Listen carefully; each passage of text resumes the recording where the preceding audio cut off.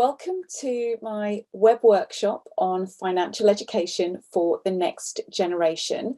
I hope you're all okay that we're recording this, so hopefully others that couldn't make it can also gain benefits from it. So just a little bit about myself. I help people achieve their goals along their financial journeys and help them gain control of their money and, importantly, get their money working for them as hard as possible. When we think about financial education, when we think about young people, I am passionate about helping empower people so that we can educate and people can learn and take action in a way that makes the most sense for you and for the individual concerned. So I would love to ask you, and please don't feel that you have to respond or anything, it's totally up to you, but is there a time in your past that that has determined how you feel about money from this? I'd love to know if anyone's got a story or anything to share, or just put into the chat. Whilst you're having a think about that, and please feel free to either raise your hands or put something in. I did a LinkedIn survey last week, and I asked how did people learn about money? Where did they get the majority of their information from?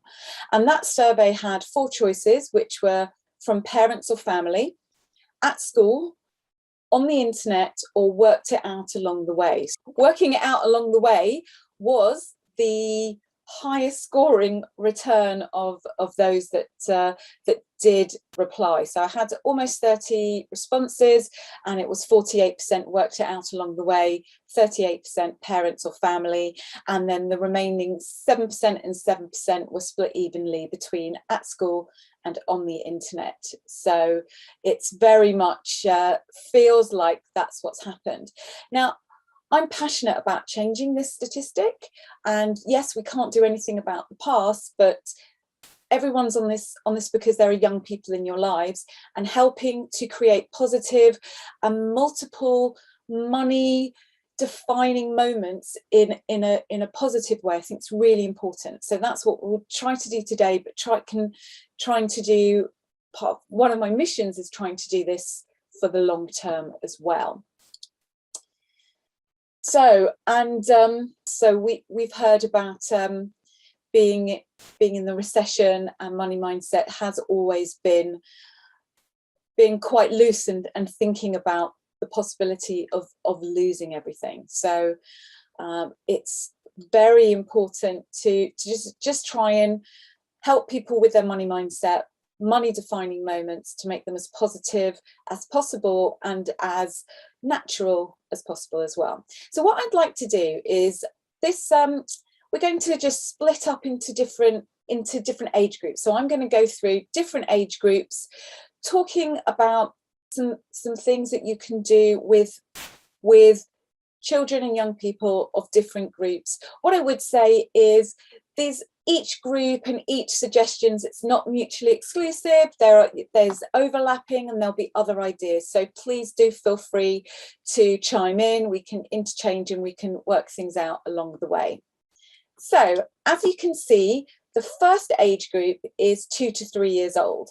And I think it's really important to start at such a young age. Not everybody is given those opportunities, but because of the little survey we did at the beginning, because this is quite a young age for everyone, I'm not going to dwell on it for too long, but I do want to just kind of pick out those 4 points that I've got in the slide. So counting money, it's just a great way of getting a toddler just comfortable with the concept of money, and not just counting in the air or counting in a nursery or counting for fun or in songs. It's quite nice to make it fun, but it can be tangible, so that they are already being exposed to money from that early age. They can count them into jars, bowls, boxes, whatever makes the most sense for them, however they want to do that. So I think that's quite a nice starting point for toddlers. Sorting money, you can do that also, just different coin shapes or coin colours, copper versus silver, and different types of coins, helping them distinguish. This is all just, again, creating positive association with money and comfort with it as well. Always love setting up pretend shops, and you can have a store cupboard. Doesn't matter if they're only using pennies or if they're using all different ones, as long as, you know, if they can count out 3 coins, buys them whatever it is. You can raid your kitchen cupboards, you can raid the toy shelves,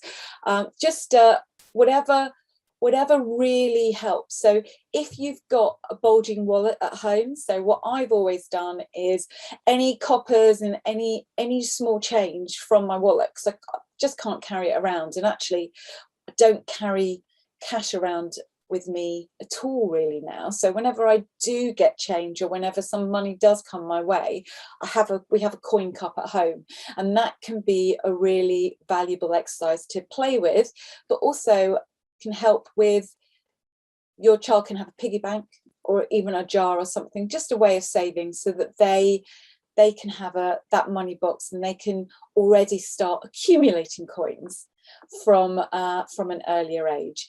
One thing I do want to say is that all of these ideas deal with coins. Definitely worth making sure that they wash their hands after handling the coins, and some of you may prefer, particularly since COVID, may prefer to even just clean the coins before playing. That's obviously up to you. Does anyone have any other ideas for this age group before I move on, or anything that you've done in the past with your toddlers that would help anyone watching this in the future? And that's fine, all good. So next, let's move to 4 to 6 year olds. It's actually probably very similar concepts, to be honest, but you can just make them a little bit more dynamic and complicated. So you can give them very specific coins. It could be 1p, 2p and 5p, or whatever you've got hanging around, and they can really sort them, and even start to count kind of like the 5p's and 10p's and everything. So sorting that money,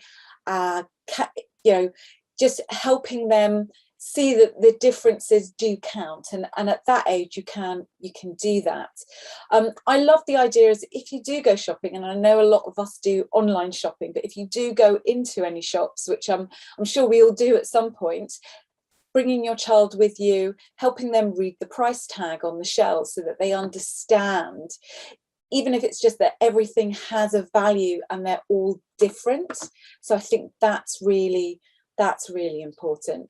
So to anyone that's just joined, we're looking at 4 to 6 year olds. We've had a look at 2 to 3 year olds as well. We are recording. Please put questions into the chat, or just put your hand up, or even just speak and ask a question if you want. And thank you very much. So got a suggestion here. Orchard Games have some lovely games that involve money, in particular money tokens. They had to add up the prices of the different foods and drinks to work out if they had enough to pay for them.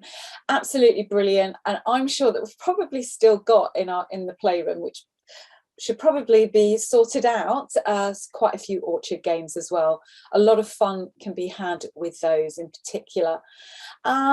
I would say that particularly for this age group and younger age groups, just keeping your activities with money very visual.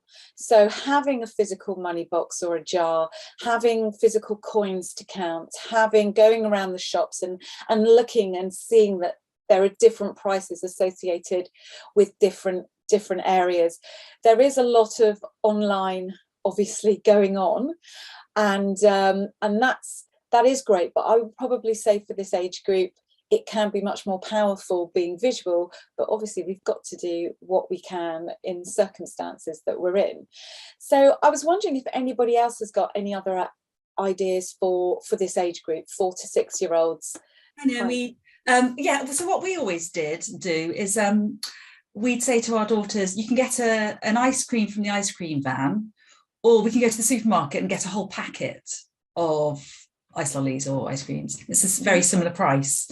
And that visual, I think, is quite helpful for children. They're quite astounded by that.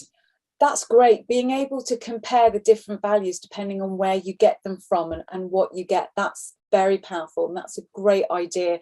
Love the idea of the ice cream, but at the ice cream van versus the ice lollies, a big pack of them from the supermarket or however. Really good idea. Thank you for contributing on that one.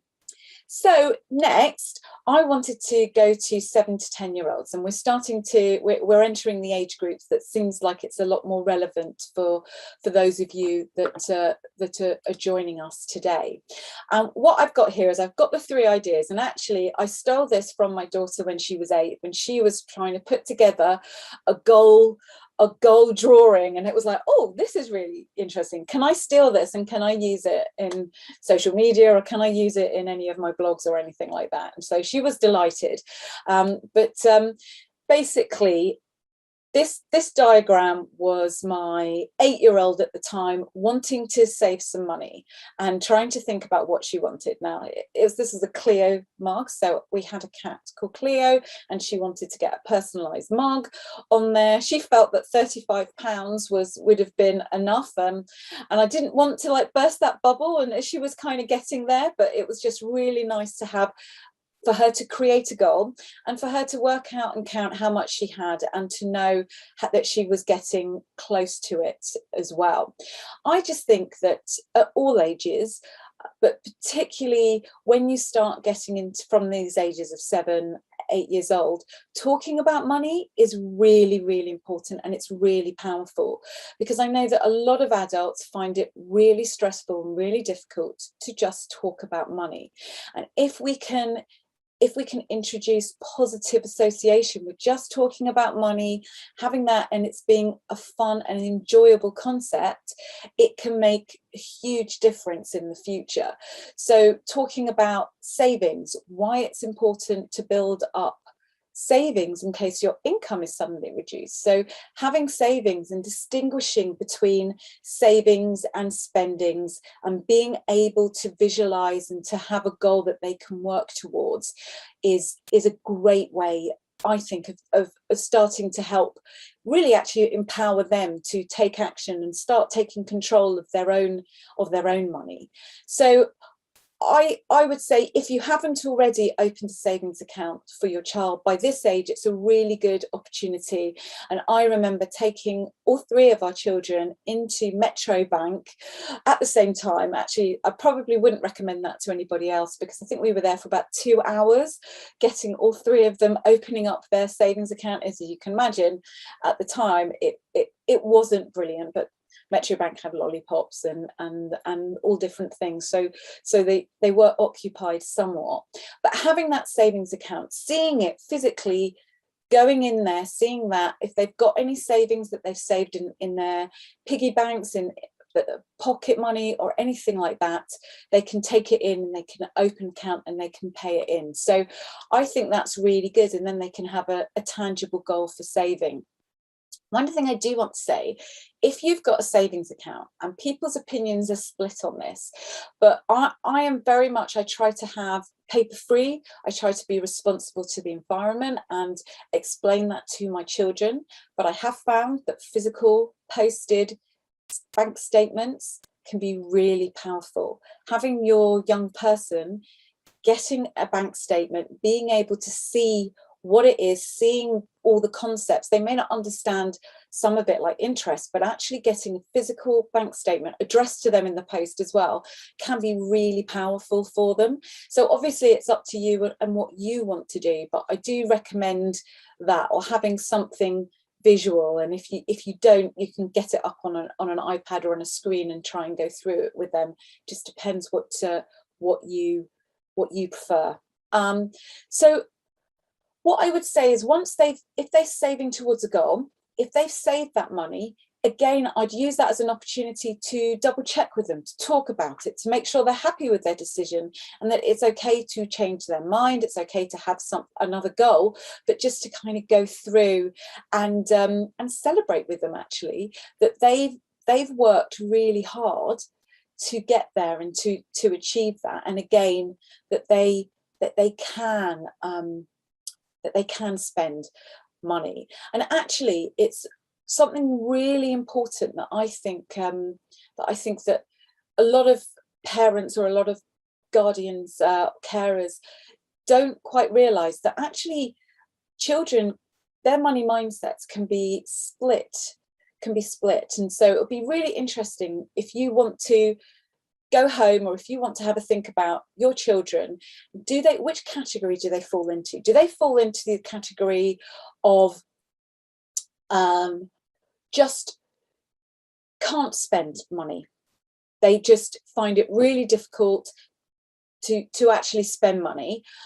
Or on the other end of the spectrum, everything that comes in, everything that's in their piggy bank, they get a pound, it's like, right, what can I spend it on? And they just want to spend it immediately, and they struggle to save over the long term.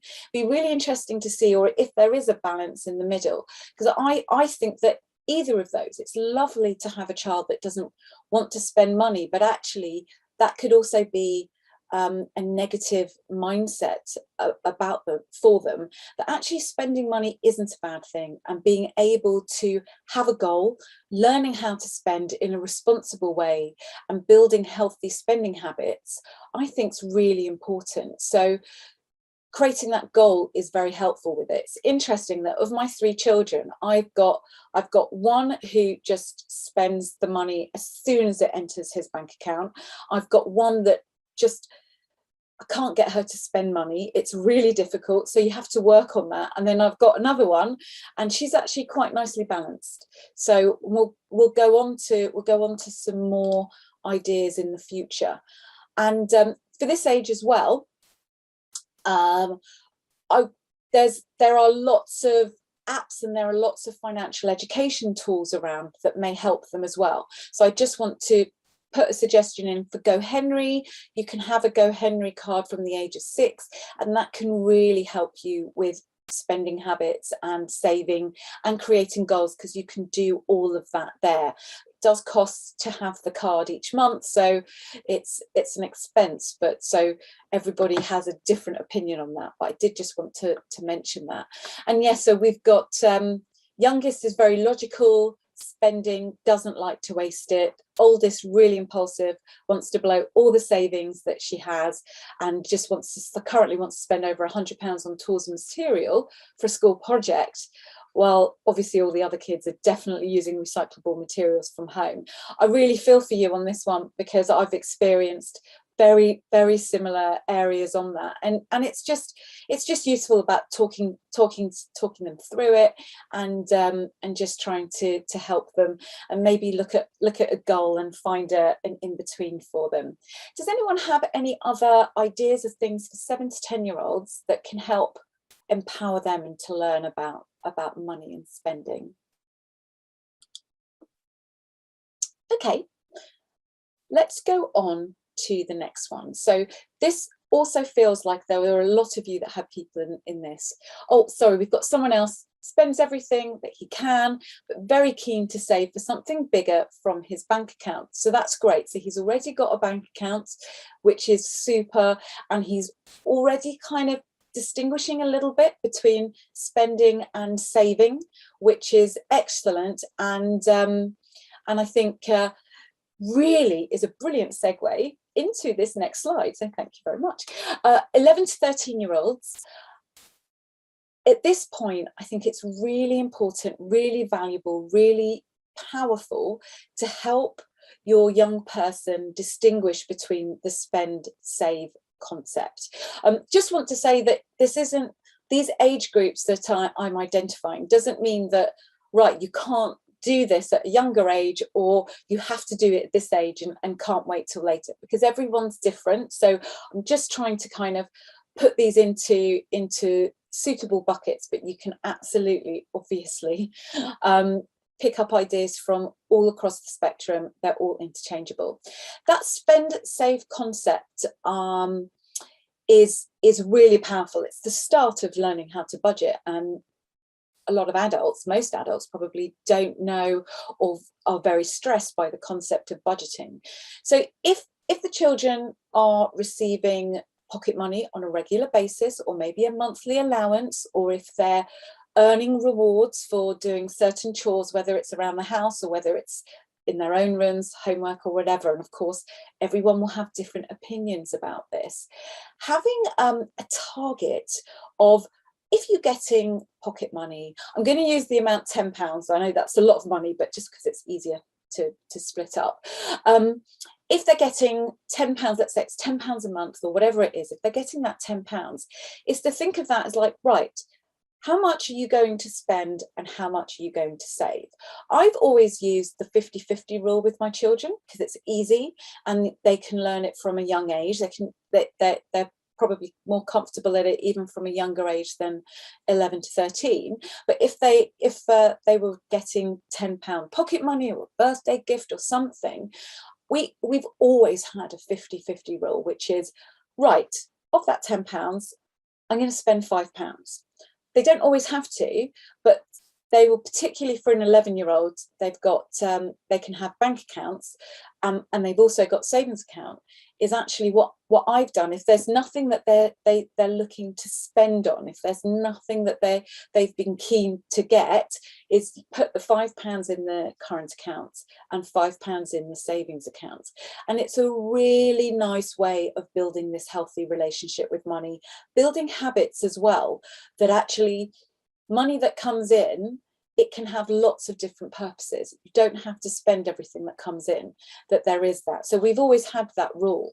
And actually I introduced a bit more of a complicated rule with my children, was that, again, anytime they went to spend some money, so if they were going to buy something for £10, they needed to have £20 available to spend, and for every £10 that they spent, they would then put £10 into their savings account. So that would really be if it's something in particular that they've got money in their account.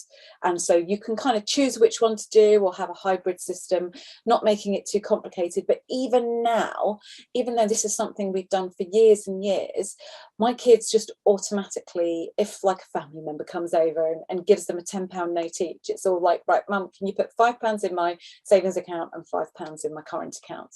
And that's quite powerful. It's the start of budgeting, and it's a really good way to help them.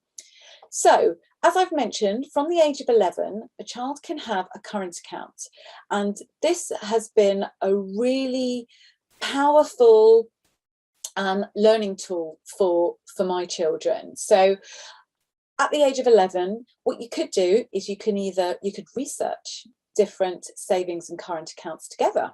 You can discuss comparison. How would you compare the different products? And you can introduce the concept of interest at that point, and you can really kind of work with them on, and they're totally empowered and they're involved in this decision. So you can really go through, you could create a little table, you could do that with them. And I've found that that's been really, really powerful. And then you can go into the account and get a debit card with it. So all of that kind of ties into points 2 to 4, where you're doing the research together. They feel like they've got responsibility. So they are part of that process, and they've got a debit card as well. Now, everyone is different.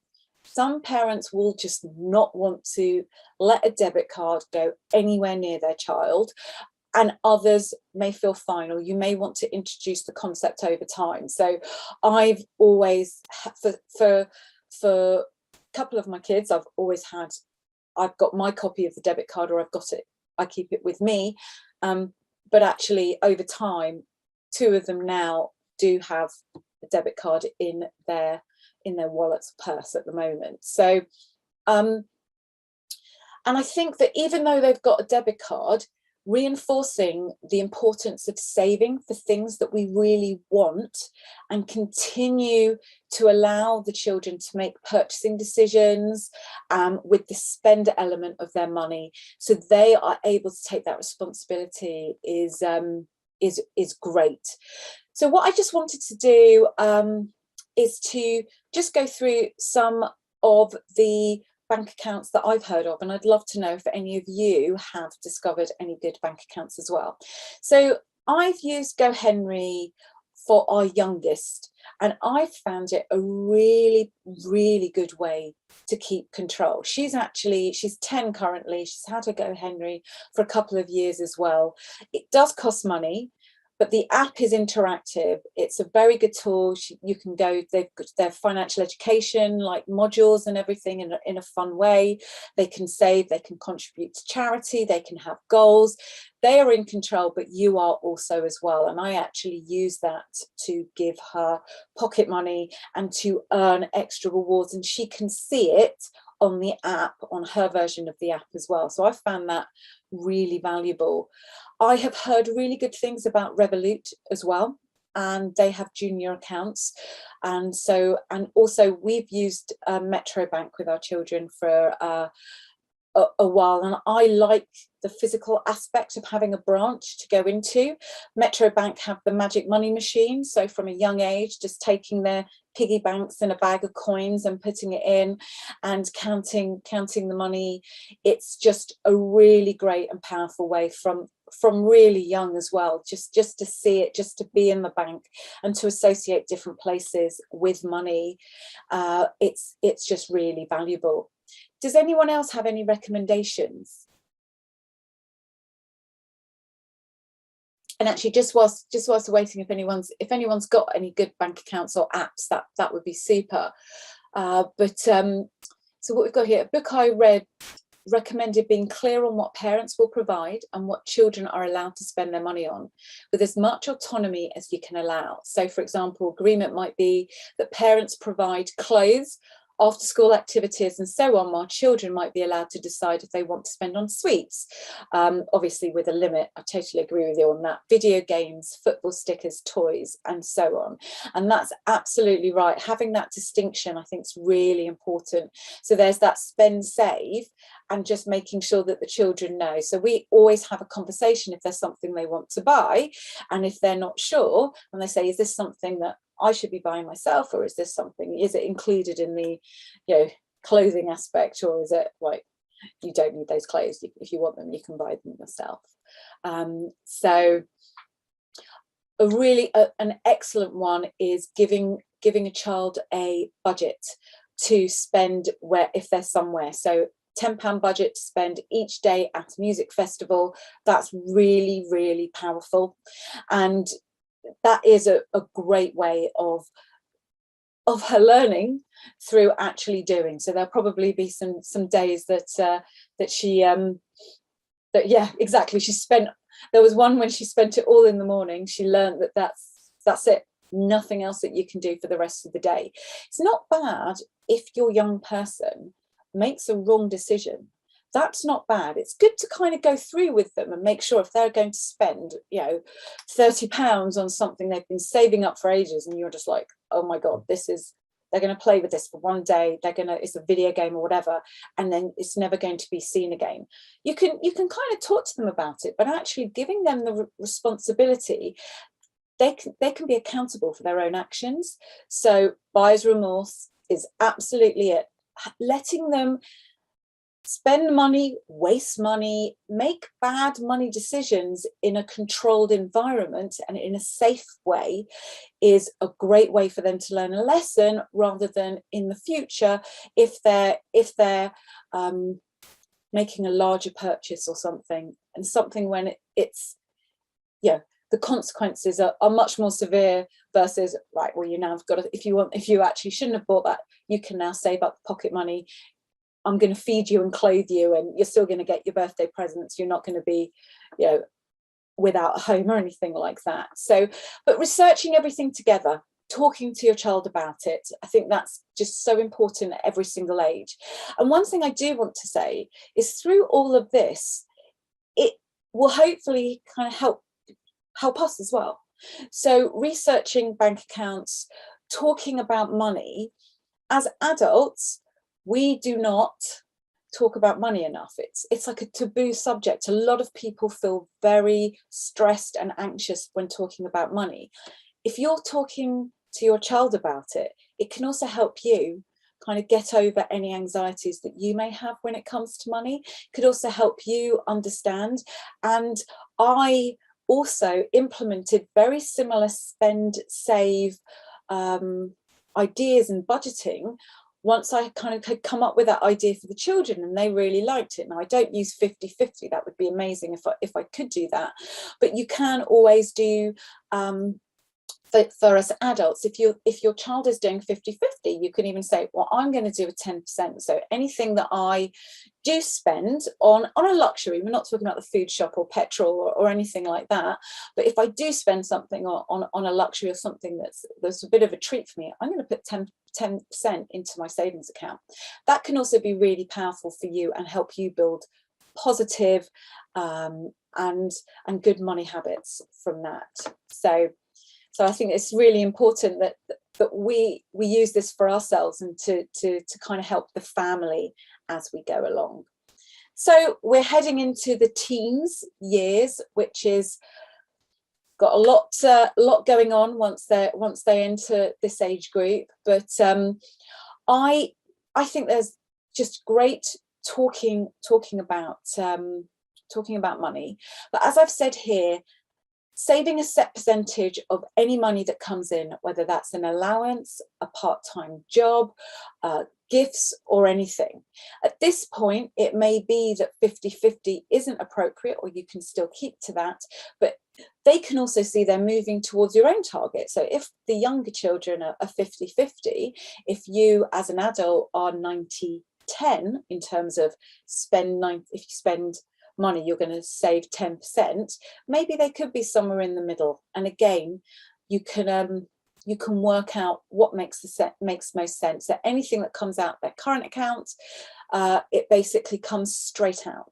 So if someone's going to be getting, if they've got a part-time job, if they're getting, a payment going in, you can even organise with them a direct debit, and once they reach the age of 16, they will be able to log on to the account themselves. They will, depending on the bank and depending on everything, they should be able to get online access. So I would really recommend going with them into the bank and doing that and helping them do that and showing them how you can set up a standing order, or just moving a certain amount of money out of their account into their savings accounts each month. It's building those habits in a really positive way. And then having a longer term savings goal is a great idea. So if you're thinking about, before they were saving, even if it was £30 towards a computer game, but maybe this could be driving lessons, first car, a phone, something that's a lot more than £30, and having a way that they can track how they're doing against a target is really helpful. So that's why I've put money apps in here as well. There are some great money and budgeting apps out there. It will be fun to be able to research them with your young person and to be able to help them get up and running on an app, and how they can do that and how they can see that. It's something that's already built into GoHenry, but at the age, when they're teenagers, they may not want to do that, although I know plenty of adults that have their own GoHenry card because they just love the interactivity of the account. So it's not just something for the young people around. So I would love to know if any of you have got some good money apps or any ideas on budgeting. Do let me know. For adults, I recommend Plum and Emma. I've used them, but it's not going to be a one size fits all here. Just enjoy researching it, and they'll probably be a lot better than us adults in some circumstances. So you can really kind of look around at everything. One thing I would like to say is I've mentioned investing here. If your child has a junior ISA, and I'm going to explain what those are in a moment, so don't worry. A junior ISA, it's just an individual savings account, so they can gain control of it when they turn 16. So if they've got a stocks and shares ISA, if they've got a cash, if it's in cash, they can gain control of it when they turn 16, even though they can't access the money until they are 18. So talking to them about investing is really important, and again, if you've built up strong money habits by the time they reach 18, that's where they may want to take it all out to buy a car or driving lessons or anything, but just kind of having that in place. If you do have that junior ISA, you don't necessarily want their 18th birthday to be, let's go get this money out and blow it all on a party or something. You got, so just don't use apps, but you use Excel. It's not very exciting, but old school, but it's, once it's set up, it's easy. It's a great way of them learning how to personalize something and learning how to use a spreadsheet, which is great. I love Excel. So I use Excel for so many things, but everyone's different. So I think that's a great idea to find out what works best for everyone. And also, so the concept of investing is really, really powerful. So for our teenagers to know that there is a difference between putting money in the bank and investing the money, the possibility of losing money, the possibility that your investment is at risk if it's invested, and what that difference is and how it looks. And you could really, there's no stopping. You can talk about inflation, price rises, and all the different aspects of it, which you can then kind of really, amplify and go into more detail as they reach university age, young adult age, and are going off into the world. So I definitely think by this age, encouraging your young adult to set up a standing order so they can move money from their current account to their savings account on the day that they get paid, or they receive their student loan, or however it is, whatever comes in, if you're giving them an allowance or anything like that. I think that's a really, really good and positive habit to have. And if they can think of savings as just being another type of expense, then that will also help build a really strong foundation and savings habit for them. And definitely every time it's their birthday or cash gifts come their way, saving it or saving a portion of it, I think is really important. If you've got grandparents or other family members, they can help. An ISA can be a really good way to help young adults kind of build up savings, but in a considered way. I would also encourage young adults to track their expenses. Use an app, or even look into Roundup apps and accounts. So adult bank accounts. So I know Starling have spaces, and you have the ability to round up for them. You can save and invest using Moneybox or Plum. Roundup accounts are when you track everything that you're spending. So you can link bank accounts, you can link credit cards, and a roundup account just brings everything in and lists it all for you. Let's say you've just spent £4.99 on something. Then you can see what that transaction was, so you can really check it, see what it's doing. You can either, on different apps, you can put it into different expense items, whether it's admin or anything, but actually you can then round that up and then take that penny that would round it up to £5 and put that into a savings account. So if you spend £7.50, then you can put 50p into your savings account. It can be quite a really good way to track what you're spending money on, and also to save. I use a roundup account, and so what that does for me is it means I can see everything that's spent in the household, on my credit cards, on my business account, everything. I see it, and then I round it up, so I'm saving each week. So if I'm spending £9.50, spending £10, it's not noticeable at that moment, but you can really build up significant savings from it. And you can also see if there are any errors on your account, if you've been double charged for something, or that subscription that was only supposed to be a free trial has suddenly just carried on and you're still paying that money. So it can really help you keep track of it. And it's really good to teach your children from young adult, from teenagers, to check everything that's going on in their bank accounts. So I would just say, whatever money activities you choose to enjoy with your child, just be open about money, talking about finances, helping them to understand and be comfortable around the topic. It'll be incredibly value experience for all of you as well, and hopefully should kind of help that, and have a think about the money personality that your children are, you know, whether they've got that healthy balance between spend and save or not. So helping to empower them to have a good balance, but in a way that works for them.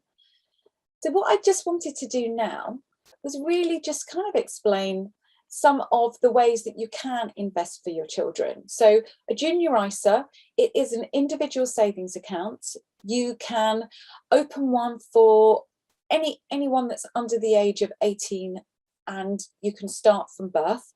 The maximum you are allowed is £9,000 per year per child, and all income and capital gains, all growth and income will be free of tax. Once they reach the age of 18, it will automatically convert to an adult ISA. You as a parent will have no control over it from that point onwards. So you have to be, so when you're opening it, you have to, as a parent or guardian, you have to be the one that applies, but anyone can contribute into it as well. So that's also really important. It could be, because I know that grandparents in particular may want to pass on anything, but not necessarily just give cash, depending on the money personality of your child. So that is something that anyone can contribute. If you have a child that's got a child trust fund, those child trust funds can be transferred to a junior ISA, but you can't have more than one junior ISA per person. You can't have more than one child trust fund, and you can't have both the child trust fund and a junior ISA. Child trust funds are slightly different to junior ISAs, so it's definitely something that's worth looking at when your child is approaching the age of 18 or when they're younger, having a look, speaking to someone about what is the difference and are there any advantages or disadvantages to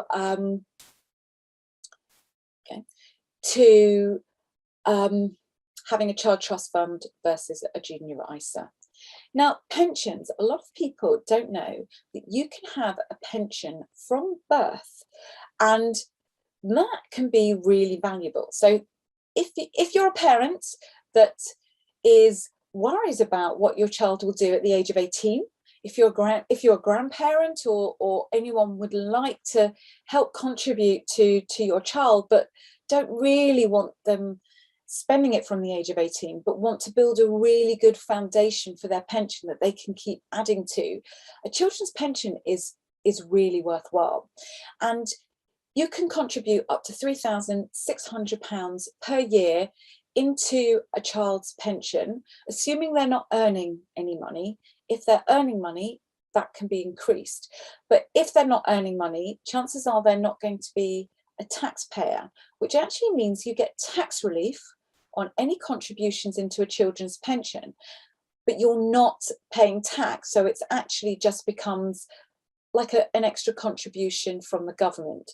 So how that would work, if you wanted to put £3,600 per year into a child's pension, you actually only contribute £2,880 net, and then the government will top it up with £720 for you. So it's a really good way to build on your child's savings.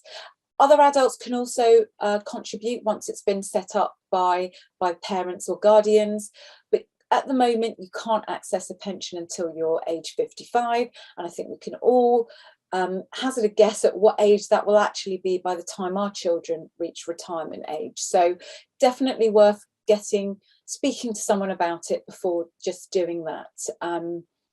So I want to ask, how many of you have a savings account for your child? So each of my children has a savings account, and they're getting interest on that. Does anybody know what happens if the interest is over £100 per year on that? the reason I'm asking is because most people don't realise, and obviously interest rates have been going up. It probably wasn't a problem for most parents or for most children that they were getting interest over £100 because interest rates have been so low. But if your child receives interest of £100 or more, that interest is deemed as interest on the parents. So you can find in some circumstances that you are paying tax on your child's savings accounts, because the way it works is the government just assumes that if your child's got so much money in there that they're earning over £100 of interest, it's basically a lot of parents put their own money in there and think, well, it's a child's account, there's no tax on it, and they do have higher interest rates than savings rates that we can get. So if I've got a child, if I've got their account, why don't I just put all my savings into their account? Well, that's not possible anymore.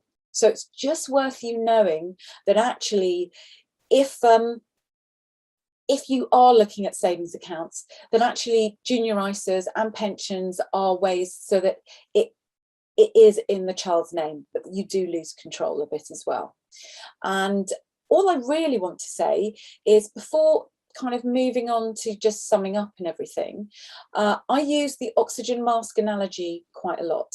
Yes, it's great to use financial gifts, a junior ISA, a contribution into an ISA, or even a children's pension as a Christmas present, as a birthday present, or as just regular treats.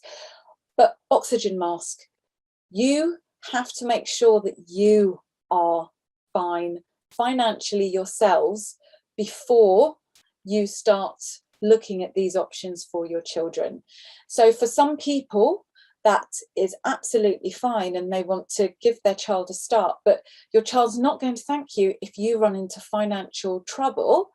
They may have money in their junior ISA and pension, but you can't access that, and that is their money. So look after yourself, make sure that you are in a really good place when it comes to finances before you're there looking, helping your children. So speak to a professional, speak to someone about it to work out what makes the most sense and how to divide everything up. So my top 3 tips from all of everything that talked about is those paper statements and apps. That makes it visual, it makes it a lot easier and a lot simpler for a young person to understand and to work with money. Definitely talk about money. It's so important. We should all do it. We should all make sure we're talking about money. So if you've got young people in your lives, it will help you talk about money and hopefully reduce any stress that money can give you around the topic, and help your young people to make their own decisions and to have their own control of their money. And I think that's just really powerful. So all I wanted to say at the end is I'm going to just put some of the information in the chat for you from here. But I have a monthly newsletter that I send out every month on email, and just put that in there. You can sign up on the link that's in the chat. You can sign up on the link that's also in here. Send it out each month. You can also see previous ones actually on that page as well if you wanted to have a look. Just gives you, I answer money questions, just goes through some hints and tips, and may just give you some ideas about that. So please feel free to sign up. I also will be putting the recording of this on my YouTube channel. I am adding more and more videos all the time, not just copies of webinars, but I've got some short clips about different savings and investments that you can do, about tax, about investments, are all going on there. So please feel free to subscribe to it. And if you want to speak to a professional, I will always be delighted to chat to you. As it happens, in the next fortnight, I have 3 slots for financial empowerment calls. These are equivalent to discovery calls. Those are available. Please just get in touch if you would like to grab one of those spots or organise a catch up. Thank you.